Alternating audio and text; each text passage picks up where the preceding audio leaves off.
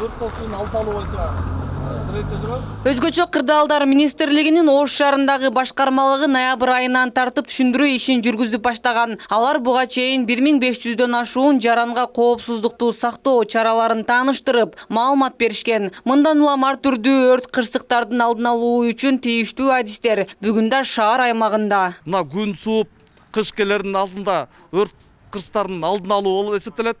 Бул биз түшүндүрмө сунуштама баракчаларын таркаттабыз.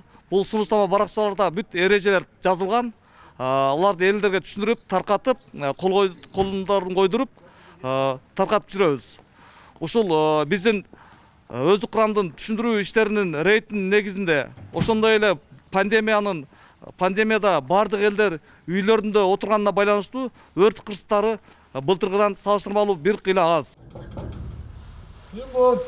2019 шаар боюнча 188 үстүбүздөгү жылдын ушул күнгө чейин 76 өрт кырсыгы катталган. Ал эми материалдык чыгымдар 2019 жылы 24 миллион сомдон ашуун, 2020 жылы 8 миллион сомдон ашуун 46 өрт кырсыгы турак үйлөрдө катталган. Мындан улам адистер коопсуздук эрежелерди бекем сактоону эскертет. Көмүр жакканда ошол мештерди тазалоо, мештерден ошол искине ууланып калбоо. Ошол мезгилде катталган учурлар болуп атат. Ошо искине ууланып калып, ошол жерде бөлмөдө жаткандар ууланып калган учурлар болуп атат.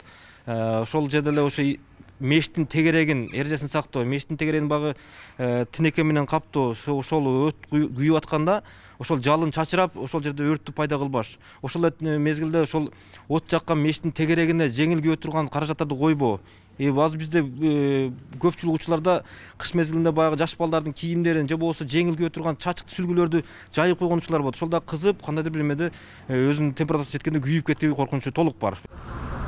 Өрт кырсыктары бир гана отун ресурстарын пайдалануудан сырткары электр энергиясы аркылуу жылуулукту туура эмес пайдалануудан дагы келип чыгып жаткандыгын адистер билдирди. Мындан ары түшүндүрүү иштери кыш айында дагы өткөрүлөт. Бүгүнкү күндө бизде да ошол өрттөн эле эмес, электр сымдарынан да чыккан өрттөр катталат. Бул кыш мезгили келип, бир үйдө 4 бөлмө болгонболсо 4 бөлмөгө 4 плитаны жагылган учурлар да бар.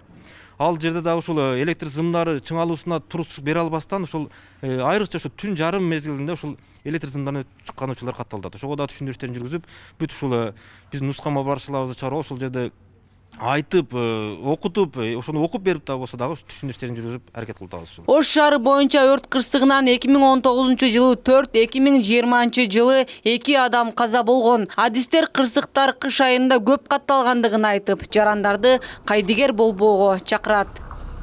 Гүлнур Арапбай кызы, Самат Сайдамат уулу, жаңылыктар.